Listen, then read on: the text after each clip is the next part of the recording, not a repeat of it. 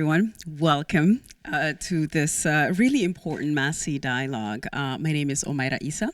I am a journalism fellow here at Massey College and also a senior reporter at CBC News. We're here, of course, to talk about a really important topic, caregiving. I didn't know Christine at all, but it has been an incredible privilege and kind of a sobering moment to really hear about her and the incredible work she's done. And so thank you to everyone, the panelists, for being here. And thank you to you as well for being in the audience. A couple of important information. The Canadian Centre for Caregiving Excellence has called caregiving the next frontier of public policy in Canada.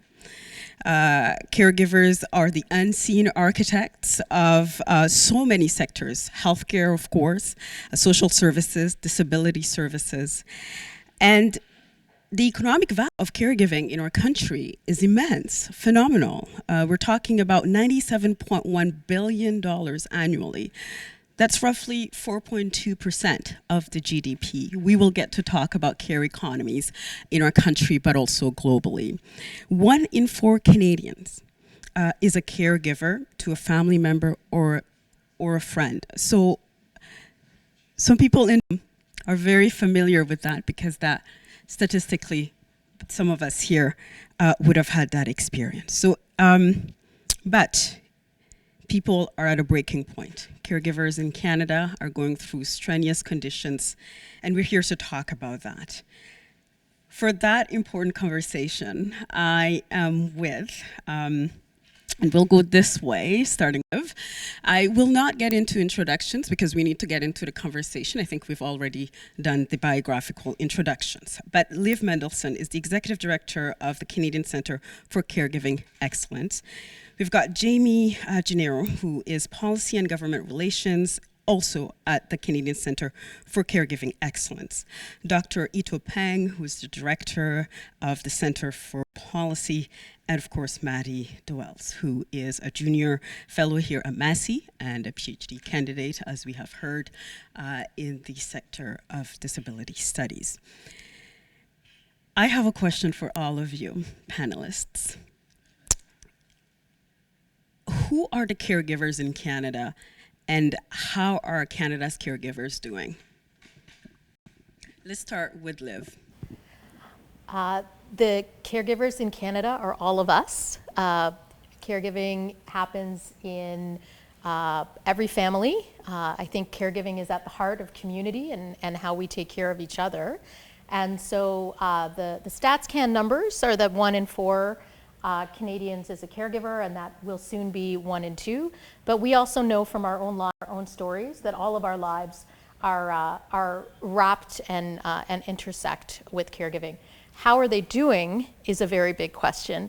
And the answer, probably not surprisingly, is they are struggling. People who access care are struggling. People who are caregivers, so family, chosen family, neighbors, friends, are struggling. And carers, so people for whom it's their job and vocation to care, are also struggling. We are really in a moment of crisis, which I think the pandemic revealed, although certainly the crisis predates the pandemic. We don't have enough services, supports, and really families are in absolute financial distress, and so are people with disabilities. So it's a very timely conversation, and it's a timely moment to look at the choices we make with our social policy. We'll definitely get into that conversation about social policy. Thank you for setting that stage. Jamie, the same question to you. Who are the Canadian caregivers and how are they doing? Well, as Liv said, it's all of us, really. So it's 1 in 4 now, soon to be 1 in 2. So statistically, a significant proportion of people in this room and in the audience room look after somebody or have spent part of your lives look after somebody, or at some point in your lives will look after somebody. That is a hard demographic reality to grapple with. I often say around the office that it feels like we've stumbled on a bit of a ticking time bomb here, because this is the unavoidable demographic issue, that the lion's share of Canadians at some point in their lives will look after somebody else. The second part of your question, the reality that comes along with that is that the various systems that are out there and were built to support people, to look after other people, or those of us who receive care as well, those systems are strained past capacity. They're not fit for purpose. They certainly weren't built for the massive demographic boom that's coming our way as our baby boomers reach old age, and statistically, the older you get, the more you are to need care. So the wraparound of all of this is that caregivers today are in crisis. About 50% say their physical health has deteriorated as a result of their care work. 2/3 say that their mental health has deteriorated. And over 80% say that they experience regular chronic isolation. And regular data that's coming out of the UK now is telling us that regular isolation, more or less the same health impact on you on a chronic basis as smoking 2 packs of cigarettes a day. So put all of that together. We have a quarter of the population, soon to be a half, that is suffering as a result of the needs that are on them as a caregiver, and the systems that were built to support them are not meeting their demands for today, let alone for the future that's coming. Very sober. How about you, Dr. Peng? What have you seen in your research? Well, I can't agree more with Liv and James. Absolutely, caregivers are all of us, and I totally agree about the demographic changes, demographic structures that we have today. We really need to think about caregiving, care work, and system. I also want to say that caregivers are all of us, but care receivers are also all of us. We often don't think about it, but as you know, because we only think about, well, you know, we will be giving care to somebody in our lifetime. We have given care to some people in our lifetime, but the truth is that we have been receiving care from our family, our friends, our communities, as from our childhood all the way to now, and then we will also be receiving care from our families, friends, communities. So it's not just the caregivers, but we are also the recipients of care from everybody. I also think of caregivers as not just unpaid caregivers. It's also those workers who are actually providing care as care workers. They are poorly paid people who are working under very stressful conditions, poor working conditions, but they're providing care. And so putting all this together, I think of, you know, who are caregivers? Caregivers are all of us, and we are the backbone of our economy and our society. Very poignant. Maddy, how about you? Oh, thank you. And I you know, absolutely with James, Liv, and Dr. Peng were saying, I love the focus there on the relationship between caregiving and also care receiving. And when we think too, I think about understanding caregiving and care in general. Something that I also often think about is the ways in which care, how we come to understand care, how it has been understood, has also been constructed. So kind of thinking a little bit about the social, the historical, the political surroundings of care, and what that means in terms of how it's understood that care is both provided but also received. And something else that really kind of stuck out to me as we were talking there was also about the ways in which care providers are struggling, or there are lots of kind of factors that make caregiving, care receiving difficult. And in disability studies, we talk a little bit about something called the social model of disability, which really focuses on that kind of interactional piece between the environment and the individual.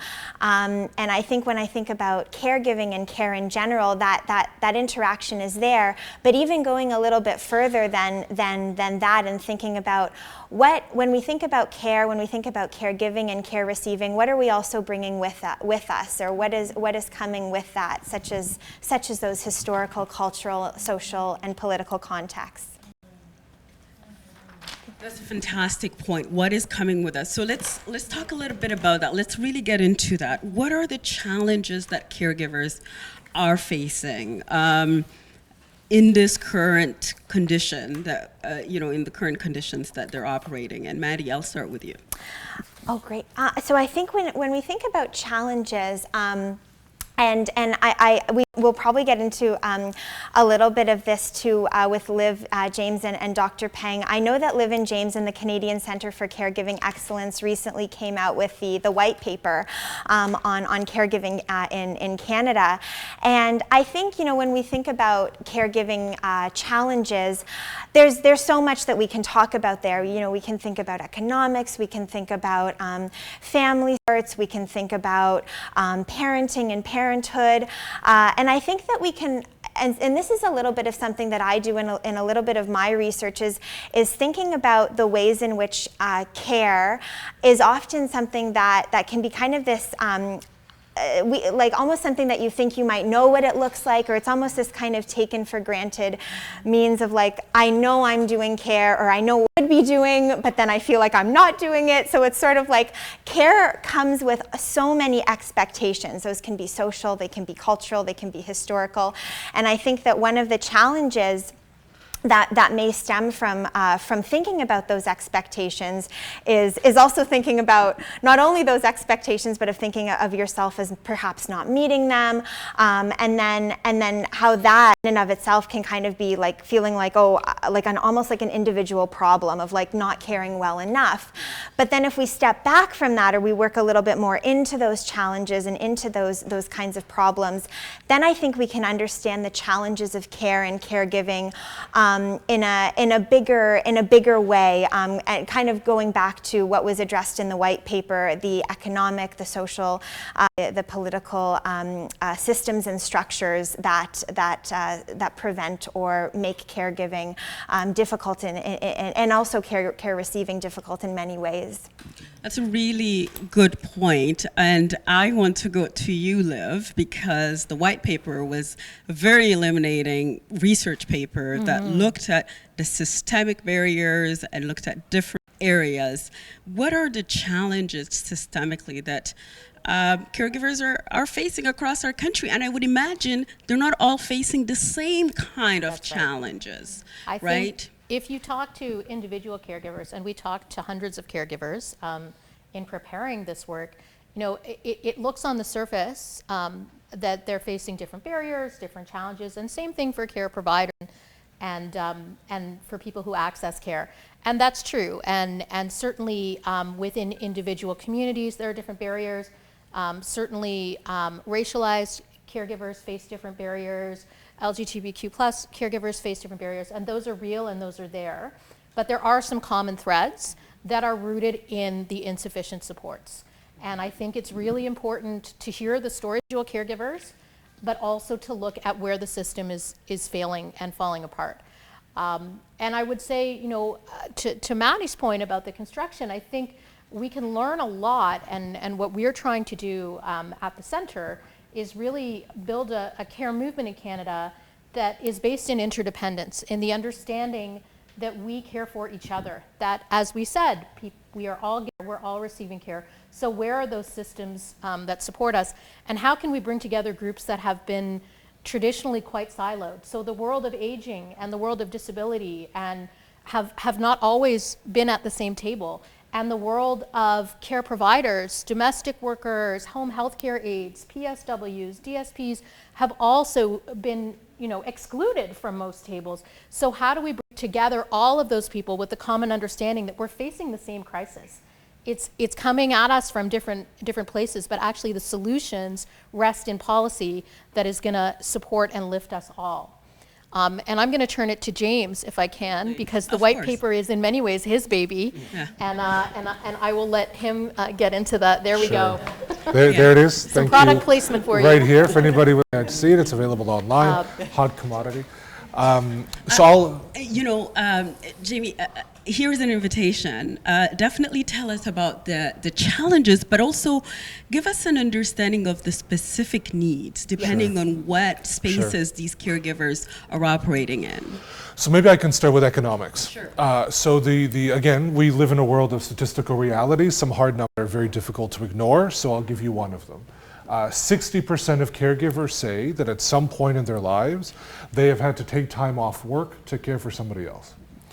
If you work in the sort of job where taking an hour off here or an afternoon off there is okay, that is less of a challenge for you. But if you work shift work, if you work irregular work, if you work gig work, if you work an irregular schedule, the simple reality is that when the call comes and your mom has fallen on the floor and you're the one who's receiving the phone call, even if you're in the middle of your one shift for the week, you're the one who's there to respond to it. So that takes a toll. That takes a personal toll, that takes an emotional toll, but let's talk about economics again. So we are leaving about $1.3 billion worth of economic potential on the table every year because approximately 500,000 full-time equivalents worth of people have to choose to opt out of the labor market because of the caregiving demands on their lives. Now, choice here is sometimes not really a choice. It's you are the only person in your mom's life who is able to provide the care that they need. Or you're the mom or the dad of a kid with a significant disability, and you're up. You're the one who's there to provide that care. So when I say choice, for some it's a choice, for some it's a false choice, because you're the only one there. In terms of how we can solve that problem, though, and the necessary support, is it's time to recognize that this is a thing that's happening already. We are losing economic potential every year, again, about 1.3 billion worth of productivity. We are deciding collectively to not maximize because we're not supporting caregivers sufficiently to both work and give care at the same time. It's time to really recognize that there are even policies in the workplace that you can implement to make it easier to be both a caregiver and an employee without having to take a significant leave of absence from your job or leave the labor market altogether. There's one more dynamic to this too, which is another reality of care work is that there's a gender demographic or a gender component to this. So while women and men do approximately or are approximately as likely to be caregivers as not, so male-female split, about 50-50, women do the lion's share of the long-term caregiving and the intense caregiving for more hours every week. So if you smush all of that together, who is making the decision to leave the labor market? Decision in loose quotation marks. It's women. And when you're already living with a gender wage gap situation, you're stacking that on top of the caregiving realities that produce, again, lost economic productivity, lost economic potential, and lost pay packets. We have 20% of caregivers in Canada who earn less than $20,000 a year. Imagine for a second that you are looking after your mom nearing the end of her life and you're earning less than $20,000 a year. That is a very difficult reality for us to contemplate, but that is a lived experience for 20% of caregivers. So a lot of this ultimately comes down to economics, workplace stuff, and salaries. Thank you for that. Dr. Peng, let me go to you, the challenges. Of course, you study care economies in our country, but also globally. Give us a sense of these challenges that caregivers and care workers are facing. Yes. Well, so I'm so glad that both Liv and James talked about the specifics and differences of the different dimensions of the caregiving and the lived experience. My work is mainly macro and economic, so I could tell you.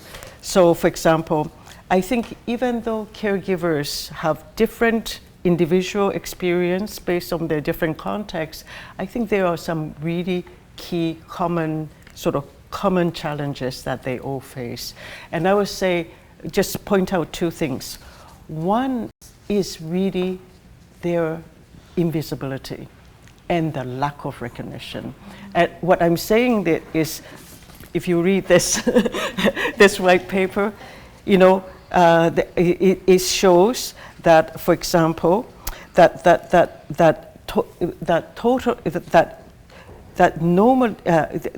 it estimates that the total hours of unpaid care work that was given in Canada in a year is something like 5.7 billion hours in total. When you calculate that, that comes down to something like $97 billion in the economic value. Those are the economic values that unpaid family care workers provide to their family members every year in Canada. Now that comes to, I've also done calculation, that comes to be about 6% of the GDP. That's really quite big. But that is what we call indirect care, meaning hands-on care, looking after somebody. But when you think about care, it's more than just hands-on direct care. It's about other kinds of care, what we call indirect care. Cooking for somebody, being there for somebody, talking to somebody, supporting somebody, taking people to places. So in the last statistics calculation of the unpaid household work in Canada, this is 2019 data, they found that the total value of the unpaid housework in Canada, depending on which calculation method you use, comes to something like between $516 billion to $860 billion. That's something like 25 to 37% of the total GDP. This is the value of work, unpaid work, household work that Canadian people are doing that's not being accounted GDP. Why? Because GDP only take account of the financial transacted services and commodities that happens in the formal market. All these contributions that we as Canadians are making in terms of unpaid work, completely unrecognized, counted as zero. And so that kind of that invisibility, that lack of recognition is one of the biggest challenge. People think caregiving is free. Just let them do it. That is not right. I think the second challenge, and I'll just make two, is something that James just referred to, and that is, in many ways, sort of care work really it shows and reinforces the kind of sort of structural inequalities that is happening. As James said, much of the bulk of the care work is done by women. It's done by women, and it's not valued because it's considered the kind of thing that women did at home, throughout the history. So why is it important economically? We need to change that mindset. But also, if you look at the care workers, the paid care workers, who are they? Large majority of them are visible minority women, racialized women, immigrant women, women with lower socioeconomic, background. So what's happening here is that through the work of care, what we're seeing is the kind of inequality that's been embedded in the labor market. So I think these two, lack of recognition, lack of understanding, invisibility, and the reinforcement of that structural inequality within our society. That's very worrisome, and I want to talk about policy and government, of course, but before we get there, I'm going to share an anecdote with you. In 2020, summer 2020, I was reporting, of course, and I was in a small town in Saskatchewan. 900 people live in that small town, quite an elderly population as well. And the senior home was basically held together by workers from West Africa, from the Philippines, And they arrived in Canada to do that work. So we're talking small town, just, it's all across our country. And we're talking about specific experiences, specific people, specific demographics. I want to talk about equity. What kind of policy do we need? Policies, really, I would imagine, set of policies for a more equitable landscape. Because I would imagine that even though there are communities, there are differences, like you've said. Let's talk a little bit about equity. For this, perhaps Dr. Peng, because you did start with this, let's just continue on that terrain. I think there needs to be a number of different policies. One has to be policies that explicitly recognize the value of care. That means it has to it must invest in the care. That means putting money in the whole spectrum of care, child care, elder care, disability care, that put it in one large package and said care policy. I think it has to start with that recognition and that the commitment to put sort of money into care and care services. I think that another policy that needs to happen is, and this particularly in relation to the equity, is that we need to really reassess kind of the occupational skills and wage structures that are actually that exists right now.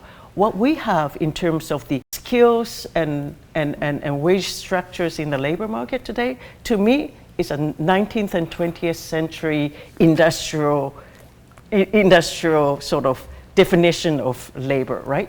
In the 21st century, I think we need to rethink about the skill and labor and wage, because the future of economy and our current sustainable sort of skills and economic structure is no longer grounded in manufacturing and heavy industry.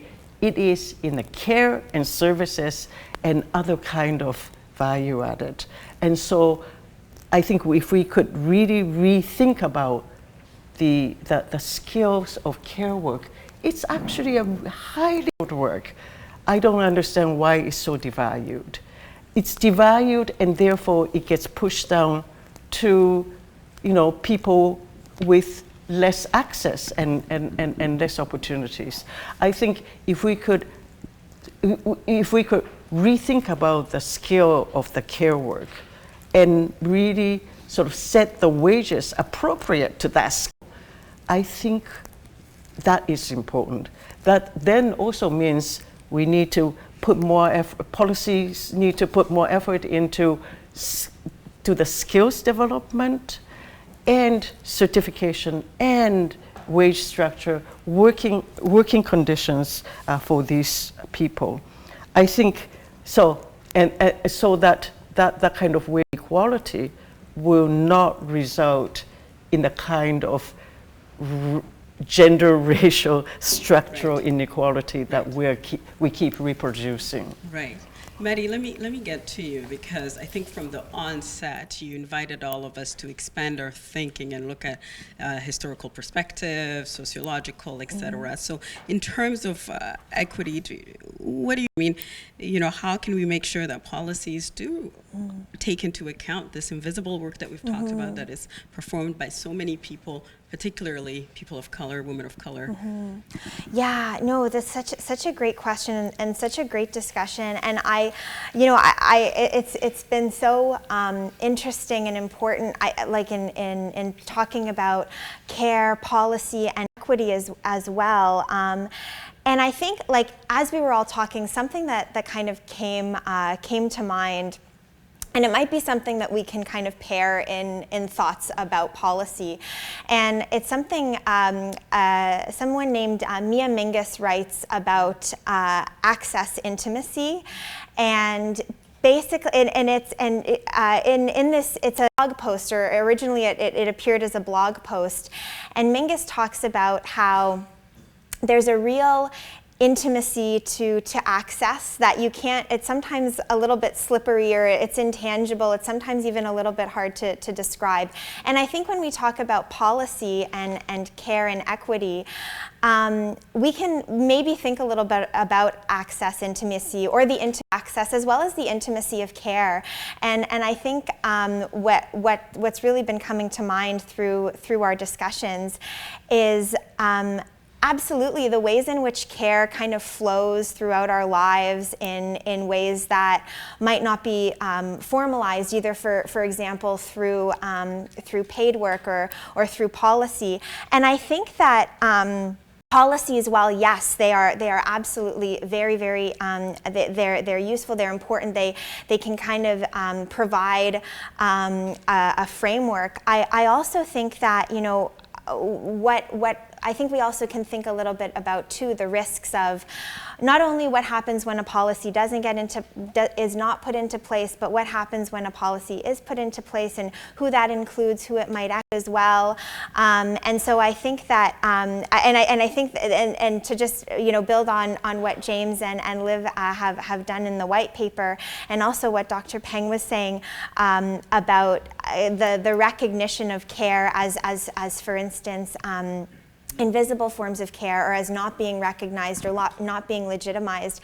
I think that that one way of, while yes, it can be thinking about policy, I think a really important thing too to think about is kind of the gaps in policy, and I think that that's exactly what the white paper does so beautifully, is it kind of shows like where might these gaps be, and that I think that turn, or that kind of critical reflection towards those gaps, is one way that we can practice a kind of access intimacy, and intimacy with the policies, and intimacy with what they are doing, what's not being done, as well as an intimacy with care itself, and the many, many ways that it flows throughout our lives, the ways that it's given, and the ways that it's received.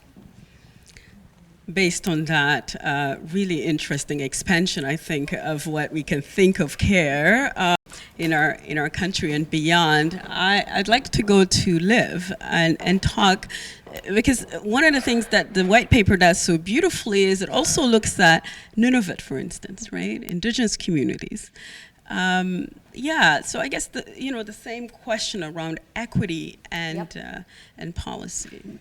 I think I'm going to start with a piece that was recently written by Alice Wong, who's a disability activist in the U.S., who pointed out that the care she receives, which is provided largely by racialized women, newcomers, who are underpaid and have really difficult working conditions, that in order for her to have a full life and the kind of care that she needs to speak up for care providers, and that it really needs to be reciprocal. So, you know, wherever you are, as you said, in small towns across the country, we have people who are often newcomers and who are working in really precarious situations. So, you know, we've talked to folks who are working, you know, a shift as a PSW in a acute care one day, the next day they're working in someone's home as a home health care aide, the next day they're doing disability support. And in all of those situations, they don't feel that they have a lot of agency in creating their own schedule, in being paid fairly for the work that they're doing, and in those conditions. So I think that's a central equity issue in this work. And I think that people, people who give care, family caregivers, chosen family, and people who receive care really need to pay attention to this issue, and we need to kind of join together in a larger movement. And then when you're talking about all over this country, I think we've learned a lot from Indigenous caregivers and care providers who've told us how things work in different different environments, and there's certainly still inequity in dollars in support provided, but in some Indigenous communities, actually care work is valued much more. And the way that some bands have set up supports, particularly for elders, are really a model for the rest of the country. So it really does vary, but ultimately, even in those situations, there isn't enough support. We know that caregivers are out of pocket and disabilities are out of pocket every year paying for care expenses. And that's true in Indigenous communities, that's true in large cities and in small towns. And we know that care providers are underpaid across the board. And as Ito said, then who stands up to do that work? And that vital work, the work that helps our families stay together and helps us and our loved ones, helps each other. It's people who are marginalized. And so we all have to see this as one larger issue. And that framing of the care economy, I think, is really important because it is about all of us in the same boat together. And I think it's been very fragmented up to this point. And, I receive care, I give care, I have in the past been a care person, so I think there are many of us, and I do think there's often too much of a black and white line. People with disabilities give care, right? Don't just receive care. So I think it's really important to recognize that this is about all of us, as we said at the start. Yes, very quickly before I think you're absolutely right. So, I also think that, in terms of the policy, it's not just about providing, making sure that the paid caregivers are giving better wages, better working conditions, that we rethink about the value of care. I think it's also important to recognize and actually embrace the fact that not all the care needs to be sort of sourced from outside. In other words, not all the care needs to be sort of paid care, right? That of course is great for the families to care for each other, but I think by recognizing the value of the care, the policy should actually be able to compensate the unpaid family caregivers, appropriately. I'm reading from this white paper, some of the case studies, the individuals are paid $400 a month for care of their disabled, children and adults. How to survive with that? I think the financial support, income support for caregivers, family caregivers, should be much more generous. That allows sort of reasonable living wage. And I think also policies should be made so that it would really encourage both men and women to provide care at home. So what I'm thinking about is, sort of that things like we have maternity leave, we have parental leave, we have paternity leave, we have family care leave, which is not very generous.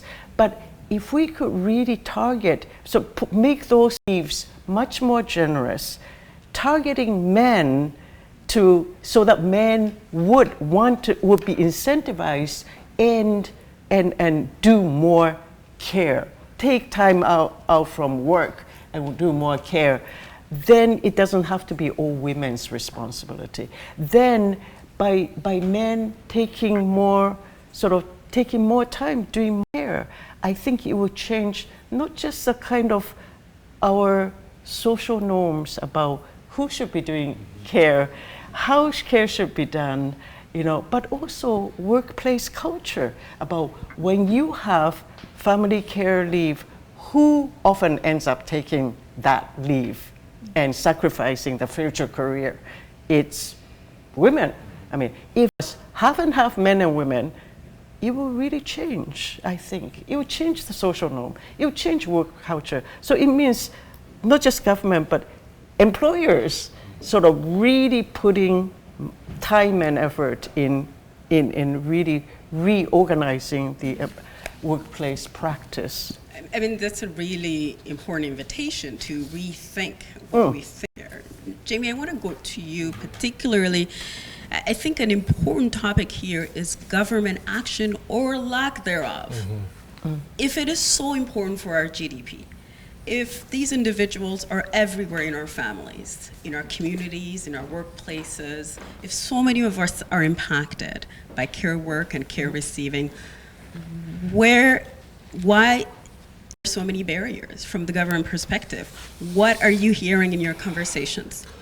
Yeah, I think Ida alluded to this earlier in a comment she made, that this is the sort of care work that we associated with caregiving. So looking after your mom, your child with a disability, your neighbor, etc., who needs challenges, so much of that is just expected. You're going to do that because that's what family does, right? Or that's what friends do, or that's what neighbors do, or that's what a chosen family for you. So because it's expected, there hasn't really been any thought given to how do you support people who make that choice? How do you encourage people to make that choice if they're faced with competing challenges? And perhaps most importantly, for people who don't have people in their lives, like a mother, father, brother, cousin, etc., how do you support them? People who are all on their own have the same challenges as everybody else and maybe lack a child to look after them as they age. So this problem hasn't really been addressed as a matter of public policy yet, because the things that we are putting forward in our white paper and others have done before us have to date been just done as a matter of expectation, that society will take care of it. Therefore, we don't have to cost it into our economy. We don't have to pay for it. We don't have to support people to do it, because it's a natural part of life. There are solutions to this, though. Ido already alluded to some jurisdictions all over the world who do actually quite literally pay you to be a caregiver. It's not a ton of money, as you rightfully say, but you do get a stipend in your packet, in your bank account every month because you're a caregiver. It's not enough to live on, but it's enough to make your life a little bit easier. So you're not worried about paying the mortgage, putting food on the table, and the care of the person that you're looking after. That's just one solution. It is not a cheap solution, because at the end of the day, to get back to our original point, this is 1 in 4 people today, eventually going to be 1 in 2. So this is not cheap. But good things are not cheap. Sometimes you have to spend money. And if you think about the longer term trajectory of our economy, you alluded to this a second ago, Ido, as well, with the reality of the paid caregiving workforce. So in our white paper, we say that 70% of care providers are women. The gender makeup of this panel is actually more or less indicative of the way the care economy works right now. But that's one side of the equation. The other side of the equation is if you look at where economic dislocation is happening, all over it's in industrial towns, which were predominantly male-dominated, the steel plants, the auto production, and stuff like that. That's where the economic displacement is happening. That's also where people are feeling like the economy has left them behind. The kind of jobs that we're talking about in the care economy, on the care provider side, these are recession-proof jobs. These are automation-proof jobs. These are ChatGPT-proof jobs, because you are literally you are providing care to a person at a very intimate point in their lives. So there is a lot of policy work to be done to get people to take this seriously as an issue, but also to get people to choose this not just as a job, and far too often as a first job when you first come to Canada, but rather make this into a career. A job that becomes a career where you can earn a good living, you your way through a career ladder, career progression, earn the credentials, the training, and make a career out of it. And we also need to figure out how to get men to do this work. Because there are not, just statistically, there aren't enough women in the economy currently in Canada to meet the need of today, let alone the future. So it's not fair. The current breakdown is not fair, and there's a lot of work done around this. Maddy, let me get to you. Let's move a little bit the conversation into, are there success stories in our country? Are there shining stars that you're seeing in your research, or perhaps elsewhere too, but particularly in our country? Oh, that's a great question. Yeah, I mean, I think when I think about, you know, like shining stars and thinking about the ways in which we think about care, I mean, I've already learned like a lot from this panel and you know, Liv and James and Dr. Peng, and I also I think a lot about the work that, you know, my supervisors and my mentors do academically, and these are all, you know, people who I think really kind of push the agenda with care and making about care, and even how, and also the expectations of care, and how care has also shifted. You know, something that I am thinking about in my research, or my current research now, is well, I guess a couple of things. Historically, the ways in which care was presented to parents, for example, after the birth of a baby with a disability, in particular in my research, Down syndrome, the kind of like taken for granted or kind of like unquestioned thing to do was, well, you know, put the baby into an institution where they can be given, quote, the best care. And I think that what we've seen now in the ways of how that was, you know, that wasn't care at all, that, you know, the abuses that happened there. I think that we see the ways in which care can be taken in and kind of defined in ways that are not caring at all, and are the opposite, and full of abuses and mistrust. And so I think that rather than necessarily looking at care in that sense as a way of like, oh, how far we've come, I think it gives us a really solid insight into how care, kind of as a social, as a political, a historical phenomena, is shaped by us, but also shapes us. And there are lessons that we can continuously learn. There's always something new that we can think about with care. But I also think that a key thing for me in thinking about how care is practiced, how it's given, and how it's received, is also to think about those expectations that we were talking about a little bit earlier, like, you know, who is going to do that care? What is it going to look like? Who's going to go on parental leave? What is the distribution of the labor there? But also, even within that, you know, how has itself been practiced? And so going back to Shining Stars, I think absolutely think like our orientations, shifting our orientations to care has been done, I think, throughout this panel, in the white paper, in the works of disability scholars, MAD studies scholars, and just shouting out Rod Mikhalko, Tanya Tuchkovsky, and Adil Abdullahi. Like, I think that the ways in which you can think about care differently and is really, really impactful. And also to bring it back to Christine Karza, I think that she, through her disability activism, disability justice, really did just that. There's a book called Care Work, Disability Care Work, and then and Disability Justice by Leah Lakshmi, I believe, and in it's a linkage of disability justice and care work. And I think that is such a beautiful and impactful way to also bridge the work of Christine, where we think about access, activism, accessibility, and justice towards a caring future. I think what you're doing is quite impactful, inviting us to think about shining stars and people who are doing who are pushing the agenda on this topic. Beyond the individual work, which is so fundamental, where are the shining stars, people who are structures that are doing it properly in our country that we can look at perhaps as solutions? And if I think the work of individual caregivers and care providers, taking to the streets in some cases, advocating in others, has led to a lot of different organizations doing advocacy. We're trying to knit them together, but I would say certainly, groups like the Ontario Caregiving Organization, which is relatively new, Caregivers Nova Scotia, have had some real policy wins. Nova Scotia is one of the places where there's a caregiver's allowance.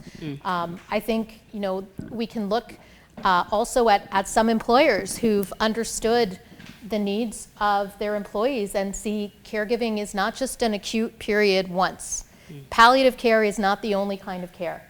That caregiving, people may need to take time off work, more than once, and they need flexible work over a period of years when they're caregiving, particularly when we're talking about disability access. So I think there are some employers who've started to really understand that. And I think we have some great international examples as well that Ito and James can speak to. But I would say, we have shining star individuals. We don't have a ton of shining star policy. I think it would be disingenuous to say that Canada's ahead of the game on this one. We have catch-up work to do and a lot to learn from other places and other jurisdictions.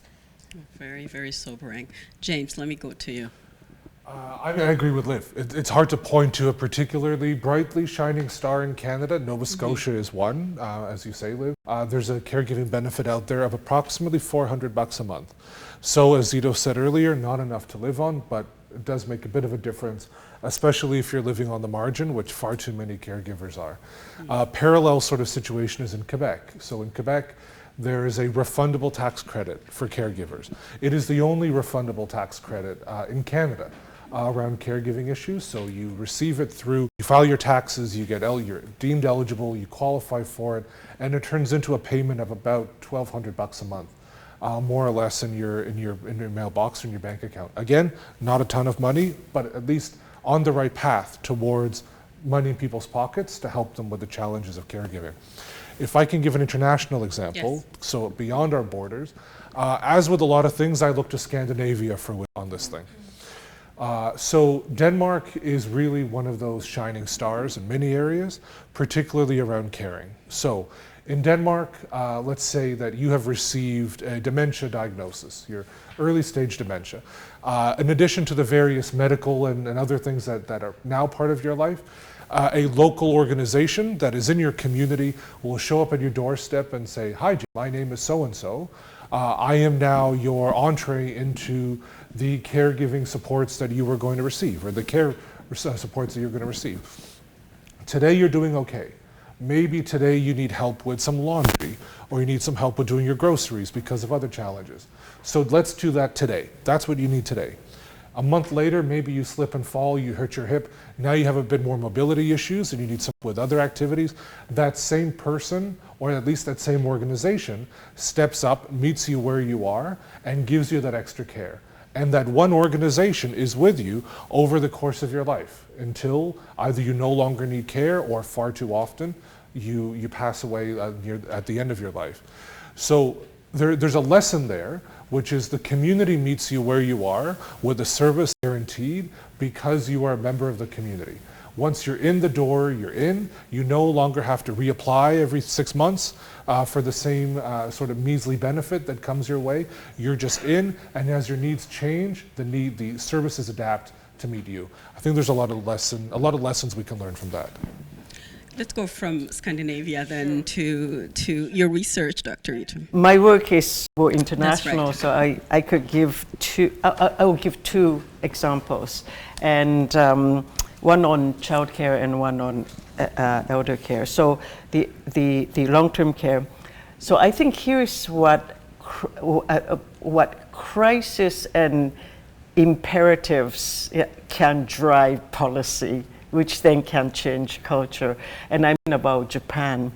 Japan, as you know, is probably now demographically the oldest country in the world. Something like over 30% of the population is now over the age of 65. Japan and South Korea is aging very fast. They actually compare themselves, liken themselves as polar bears. They think within the next century, probably Japanese and Koreans will disappear from the face of Earth before the polar bears actually disappears. That's how scared they are.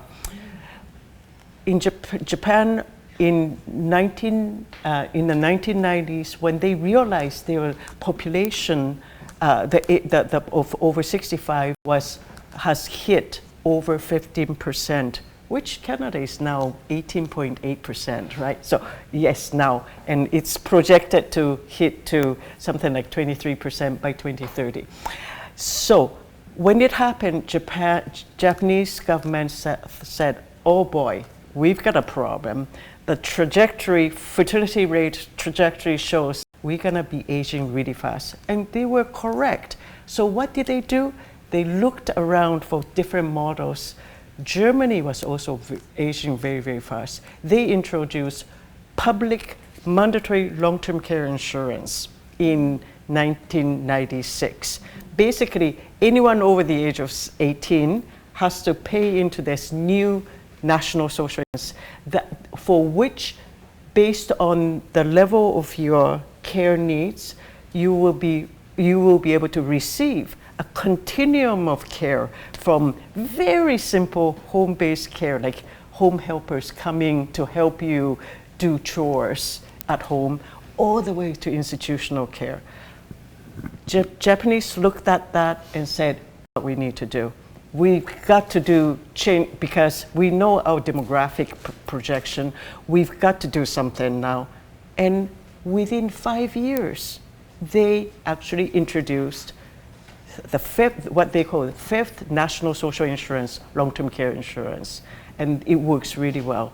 Now, with a population over the age of 65, that over 30%, they actually are working with urban planners and communities to create accessible, community-based long-term care services and things like that. Very, very good. So this is how sort of crisis could drive policy change. Policy change then push forward structural and both physical and social structural changes. The other example is Denmark, and this is childcare. I remember as a PhD student going to Copenhagen back in 1993, talking to the Ministry of Family and Welfare about childcare. And at that time they said, we have problem with parental leave, maternity and parental leave. We give parents 1 year parental leave, and guess what? 85% of the time mother takes it for 4 years, even though you could share, mothers and father could share. Why? Because of course fathers earn more, so simple economics says, well, better to take 1 full year. So we're gonna change our policy. We're gonna put in place only leave it or take it or leave it paternity leave, meaning fathers, you could take 6 months of the year of your new child paternity leave. If you don't take it, your wife cannot take it. But back in 1993, when they started, only 15% of fathers took it. Because, why? Because at the workplace, if the father took it, the employers and their colleagues thought the man was really not committed to work, not to the company. So the government insisted, increase the length to 1 year, increase the replacement ratio of wage replacement from something like 60% now up to 85%. Fast forward 2018, when I went back and say, how is it going? Over 85% of fathers now take paternity leave when they're child. Why is that? Partly because the wage replacement was much richer, but also the culture changed. Because now, if a new father does not take a paternity leave, he's considered a really irresponsible father. So over the years, policies force people to change their behavior. People's behavior then changes social norms then change the workplace norms. It really works iteratively. So that's we need to put in place policies in order to get this started. We are nearly at the end of our conversation. I have the possibility of putting forward one question before I open it to the floor. And the question has to do with the future. What would an interdependence movement look like in our country? because I think what I'm hearing from the four of you, that care is so fundamental to the functioning of our society, that the economic value is, of course, fundamental to understand, goes beyond that. So as we think about the future, as you push for advocacy, as you do research, what would you like to see going forward in our country? If there was one thing in terms of building this interdependence movement. James, let me start with you. Well, it's a tough question. I think it starts with accepting that it is okay to not be completely independent. We have an obsession in North America with absolute independence, that you're able to do everything on your own, you don't need help from anybody, you're fine. That is not the reality of everybody's day-to-day life, right? I think we all seeing some smiles. I know that's certainly true in my family. Getting people to accept that you need help and let me be the one to help you. A mentor of mine used to say that nobody really wants to be independent, they want to be interdependent. So nobody necessarily wants to be 100% on the receiving end, nor 100% on the giving end. But rather, as human beings, we crave community, we crave togetherness and working together. That has been our strategic advantage as a species from the very beginning of the human race. So I think it starts with just recognizing that it's need help and that it is okay to both ask for it and to receive it. Excellent. How about you, Liv? You're the one who put forward this concept of the interdependence movement. I am a big believer in interdependence. I think that, you know, this sort of obsession with independence isn't about being able to do things alone. It's about being able to do things with the support that you need to do them, right? I think that's really a region that needs to happen. And taking that from the individual and those elements of relationship to a kind of more macro, I think that's true for all of the organizations, activists who support care work. I think for too long, people have been stuck in a scarcity mentality, and you know, governments have not always discouraged that, where you then have, you know, cancer advocacy, you know, folks in diabetes advocacy or aging advocacy or disability advocacy as not as partners, but as potential rivals.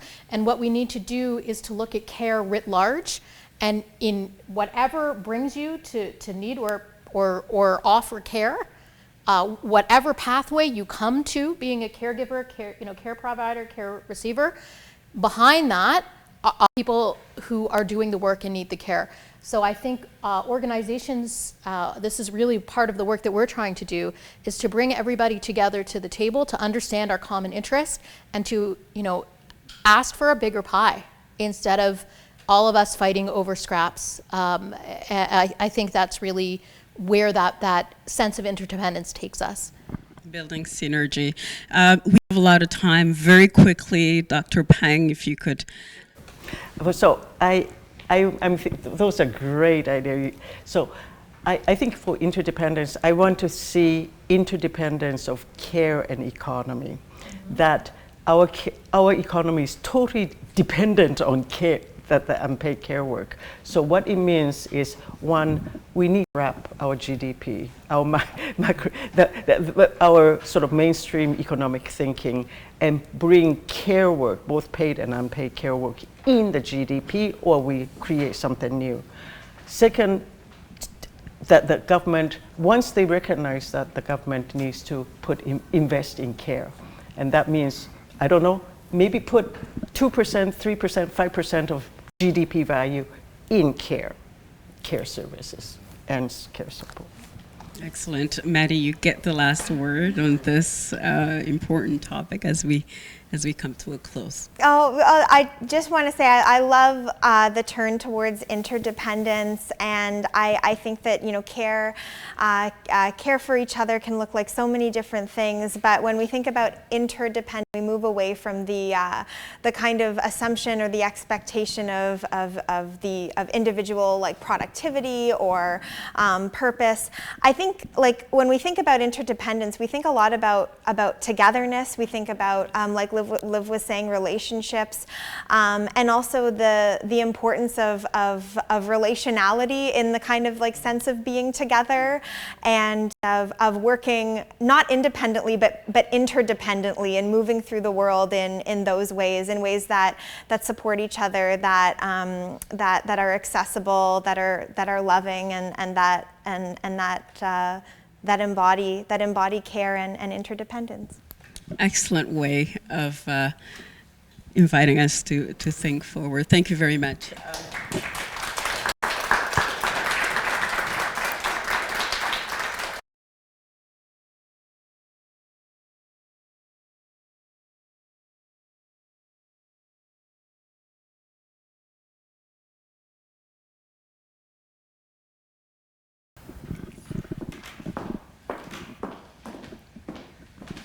So thank you to all of the panelists for this important discussion.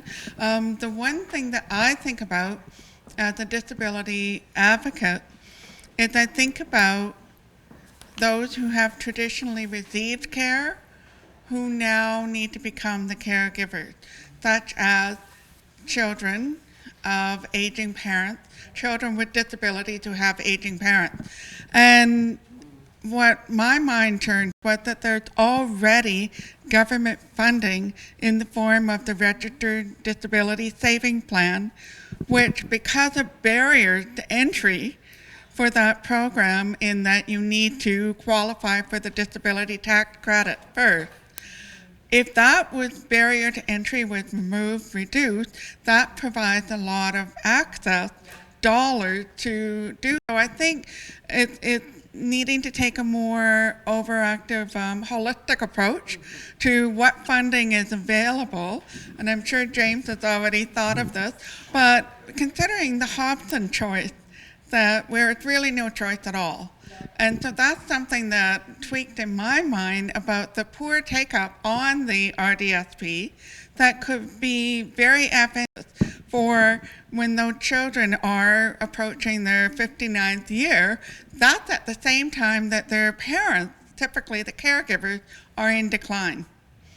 And so I'd be interested to hear what any of you may say about that. Thank you. Wonderful question, James. I'll start with you. So, Lauren, this hits close to home. I'm actually living this right now. So I was born missing below my elbow on the left side, so I've received care throughout my life. My grandfather passed away last summer, and I was a big part of his care near the end of his life. So I went from being a care recipient as a child from my grandparents to a caregiver for my now departed grandfather. And I continue to be a caregiver for my grandmother, who needs support in her own right. They blessed and continue to be blessed to have lots of resources. So economics was never a challenge for them, thank goodness. Because one thing I learned, particularly near the end of my grandfather's life, is that if you don't have money to play with, this is a nightmare scenario. You know, this is an awful situation to be in, and not having the freedom to supplement meager publicly available subsidized services with private and other family supports. If you can't do that, it's a very tough position to be in. So one of the things that we're calling for at the Canadian Centre for Caregiving Excellence is the need for a national strategy on caregiving that really wraps our arms around the entirety of this issue from a bunch of different angles. And one chapter that we're specifically highlighting is you need to address the fact that there are not many, but quite a few discrete boutique tax credits, savings plans, benefits, leaves, etc., that are all there to support people with disabilities, caregivers, people near the end of life, etc., but none of them talk to each other, right? So you hear these stories about people Googling at 3 a.m. because they're desperate, how they can access X. But if they access X, they're disqualified from accessing Y because of some silly rule that doesn't make any sense. So we're saying, because of all the reasons that we've talked about this evening, it's time to look at all of this as a package and wrap together the reality that people are living this every day. There's supports and money on the table already, but fewer than 8% of caregivers access. That's just tax benefits that exist. Fewer than 8% of caregivers access them, in part because they don't know about it, but also because they're so difficult to access. So you got to think about this as one big package and put the recipient in the middle of it and make it as easy as humanly possible to supplement the meager thing out there for people who are doing caregiving work right now. So anybody on the panel wants to add to that, or we can move on to the next question?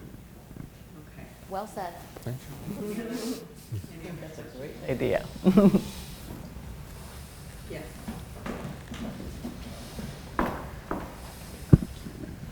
Hi, my name is Noah, junior fellow here at Massey College. My question is, other than political or economic approaches, what are ways in which the person, the individual, could approach this problem? Because I'm a student who studies technology, my head is not in the care space. Like, what would I do tomorrow? Tomorrow for? To kind of advance the work of supporting care as a valued, I don't want to say like as a valued substance in society. Mm-hmm. That's an excellent question. What can citizens do from their areas of work to support it? Well, you said not on policy and advocacy, but we need citizens who aren't caregivers and care providers to stand up and support those campaigns as we build them. The tech side, I think we're quick with tech solutions when it comes to, often when it comes to disability and caregiving. And there are some great solutions. There are some great apps that help you share the caregiving load and make sure that the person receiving care is at the center. There's some great accessibility kind of apps. But I actually think sometimes we jump to tech too quickly, and that we need to step back and really look at what an individual person needs within the larger system. Tech so often cuts out the systemic. It's a solution that you can use as an individual, and it doesn't then feed back into what's missing at the systemic level. So it can be really helpful, but it also, I think, sometimes short circuits that thinking and that process that we need to engage in. But yes, we want you. We need you. Dr. Peng, you had something to add? You know, what I want to say is, like, you're starting now, right? You came here, you listened to us say, and I hope we convinced you how important care is and why we need to really think about it and how we need to rethink about care and view of care. So you've already taken the first step, right? Yeah. So that what you need to do, I think, is to really follow on that understanding, you know, in your everyday life, everyday experience, think about the importance of care. And when you have a family, well, you probably have family, but you know, do more care work. You know, as a man, you know, and really sort of put into practice that, you know, recognition, redistribution, the need to redistribute care responsibility, to revalue care, all those things. That's what you need to do. If every one of you could just live a life that, without understanding, practice that idea about care, and then sort of ensure that other people around you are also doing that, I think that would be really important. That sort of starts small, but that then connects to larger networks of activism. I think that would be important. Yeah, no, thank you so much for your discussion and your thoughts on it. And my question is basically, is there enough of discussion or thinking around mental health for the care provider? And I could really relate to this conversation, especially during the pandemic. My parents don't live with me, they're in a different country. I spent a lot of my time on Amazon trying to get through doctors, and it was time that I couldn't justify to maybe my job, saying that I'm sorry I couldn't deliver this because I was busy trying to provide care. Because one, I didn't count that as valuable, because that's invaluable, but it takes up time, it takes up your energy, your emotional energy. So I just know, are we doing enough about, or are there conversations happening around mental health? Yes, but not enough. I would say, I think, you know, there's been so much focus on self-care and placing the onus on the individual to do a better job of being resilient right? When systems are failing left, right, and center. I've had, people, if one more person tells me to take a walk or take a bubble bath, I will lose it entirely. And I think that's fair. And we hear that from care providers too. There's something called muffin rage, which I think really speaks to it. If you give us at work one more basket of muffins instead of dealing with our working condition, I think that's the other side of it. So, we at the center are actually supporting with CAMH some online ACT therapy and mindfulness for caregivers across the country, especially in like rural and remote places. But we know that's not sufficient. It may be helpful in the moment, and it helps you deal with the situation right now, which people need, but it doesn't do much to alleviate the situation and often the worsening situation. And we know that resilience is not just about the ability to manage one acute distressing time. It is about the cumulative, ongoing number of distressing times in your life, and that's part of most people's care journey. There are ebbs and flows. It's episodic, and so no, there really is not enough support for mental health where it exists. There's a lot of workshops on avoiding burnout, which again is in that sort of self-care envelope. Yes, there are good strategies, but it's not enough. Or it's you get 3 sessions of cognitive behavior therapy, and you consider yourself mentally well. So I think there are huge problems with that model, and it's a larger problem with the way we deal with mental health in general. But in this population, as James threw out some numbers, 80% of caregivers have told us that their mental health declined during the pandemic and continues to decline now. I'm not that the pandemic is over, but continues to steadily decline. So that's really alarming. And that's why we see this as really a crisis point, tipping point moment.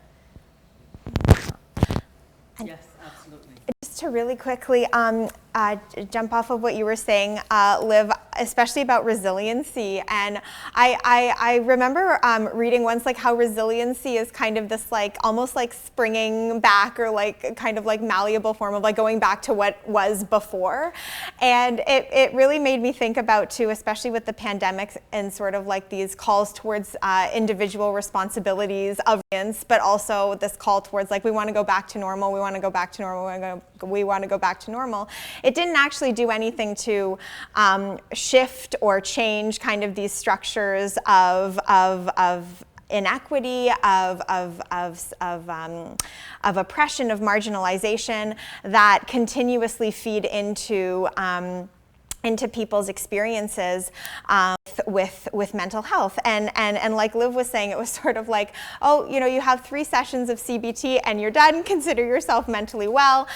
So, while these programs exist, I think absolutely, there isn't enough attention to kind of focused on, A, what are they actually doing? Is there a shift here? But B, also like, how are we talking about what we want to get out of these programs? For example, like the return to normal or the return to that like, resilient self. But it's like, well, if we all return back to that, then where are we going or what are we doing? So that was just a thought from Liv. Yeah. Excellent thought. Well, thank you very much. Oh, yeah, I think. Looks like there's more questions, but I think that would be the last one. Okay, I'll make it good. My name is Albina, and I'm a first-year student at the Monk School with a focus in disability policy. And my question to you is, based on your experience, what do you think are the greatest barriers right now in Canada to building a stronger care economy and these national strategies that we need to support both the caregivers and care receivers? And does it invested more in like how we view human capital as a society, and what would it take to have a more cultural shift that's situated with an intersectional lens, and how it affects everybody? I think many of you have attempted to answer those questions, but if you have some... Everyone's looking at you, James. So thank you. And also could have another monk here, so that's very nice. Represented the policy school. There is a lack of, I don't know what the right word is, so just indulge me for a second, class consciousness among caregivers. So caregivers who are in the trenches looking after somebody in their lives, but don't necessarily identify themselves as a caregiver, and whether or not you use the term is immaterial, but consider yourself somebody who looks after somebody else. In the absence of that self-identification, it doesn't become a primary issue for you as a citizen, as a consumer of news, as a consumer of products, and perhaps most importantly as a voter. So in the absence of that individual and collective self-identification as I am a caregiver, caregiving is important, and therefore I'm going to make the leap to have this be something that I care about as a voter. Until that happens, you don't get policy change enacted by governments because there is no impetus from the bottom to change this.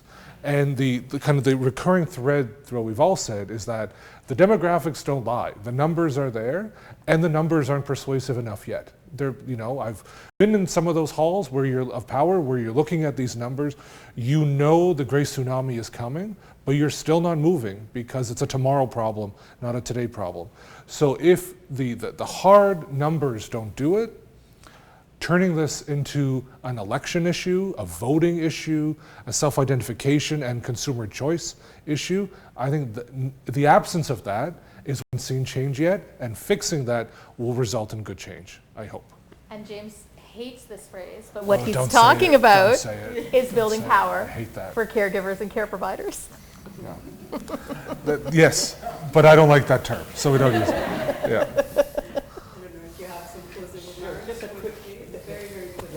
So I think that everybody have raised this before. I think we need strong policy, strong political commitment to care, and to look at care not as separate bunch of little separate things, but look at care comprehensively.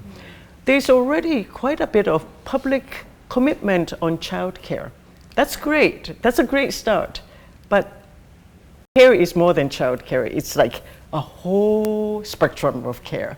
And I think what we need is a strong voice, strong political commitment to look at care as an entirety and care as a part of the economy. Because again, our economy can't sustain without everybody doing care, providing care, both of paid and unpaid. So yeah, strong political commitment. Maddy, if you have anything to share, this is the moment.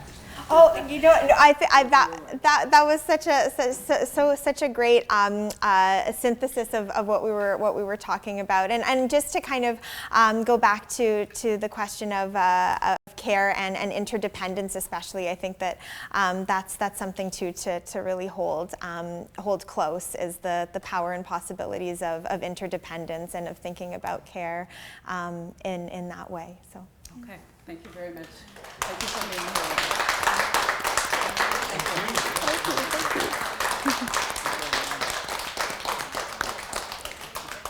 I'm just going to take a point of personal privilege here to note, Christine was a lovely, lovely human who I had many great conversations with, and I feel has a hand in many things still happening at Massey.